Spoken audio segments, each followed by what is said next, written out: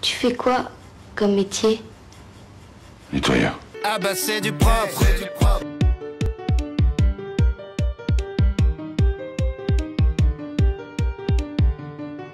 On est du 20 au 25 juin, a lieu la semaine des métiers de la propreté partout en France. Il y a plein d'actions en région et l'idée du coup c'est de faire découvrir ces métiers qui sont parfois méconnus du grand public. Est-ce que vous savez ce qui se cache derrière les métiers de la propreté? Moi oui, puisque je travaille dans le recyclage.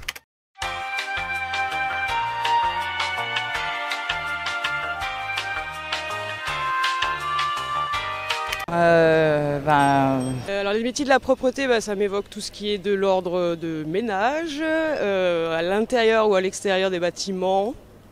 C'est des métiers difficiles, avec des horaires parfois en pointillés. Oui, tout ce qui est nettoyage, environnement, voilà. Alors je ne sais pas si je connais le nom des métiers, mais après, donc évidemment éboueur, c'est celui dont on a besoin, j'allais dire, tous les jours. Mais après, il y a certainement plein d'autres métiers, donc je ne connais pas le nom.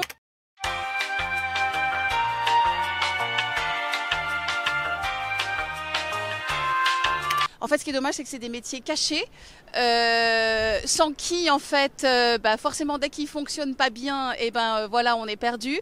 Mais qui, hélas, en fait, c'est un peu des invisibles. Et en fait, c'est super bien, j'allais dire, de les mettre à l'honneur, en fait. Ça apporte du travail, c'est très bien. On le dit toujours, il faut de tout pour faire un monde. Hein. Il est évident qu'on a peut-être remonté le niveau de propreté au niveau des entreprises, au niveau du public.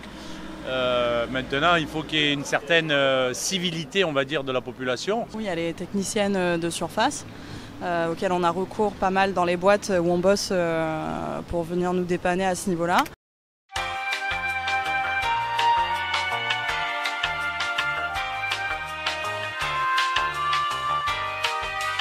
Qu'est-ce que vous diriez pour justement tous ces jeunes ou ces personnes qui ne connaissent pas ces métiers pour peut-être créer des vocations et se dire qu'il y a de l'emploi et c'est un secteur porteur? Que ça embauche toujours, qu'il y a quand même de l'emploi. C'est des métiers dont on aura besoin, en fait, dont on aura toujours besoin de l'humain. Je trouve ça bien justement d'avoir des métiers qui sont humanisés justement. Donc je pense que ça peut être des métiers porteurs. Ça peut rejoindre, c'est vrai, des problématiques qui leur tiennent à cœur, sur l'environnement. On peut faire en sorte que ce soit moins pénible en fait pour les personnes qui bossent là-dedans, dans ce secteur-là, mais ça relève de chacun. Je ne sais pas si on peut faire une carrière. Il y a beaucoup de gens qui vont trouver que c'est péjoratif, j'allais dire, de travailler dans ce genre de métier, et pas du tout. Et à mon avis, on peut évoluer aussi justement. Donc il y a peut-être des carrières à faire. Oui, il faut valoriser ces métiers, il faut absolument en parler dans les meilleures conditions possibles pour que ça donne envie à toutes ces personnes de venir travailler dans ce milieu, oui bien sûr.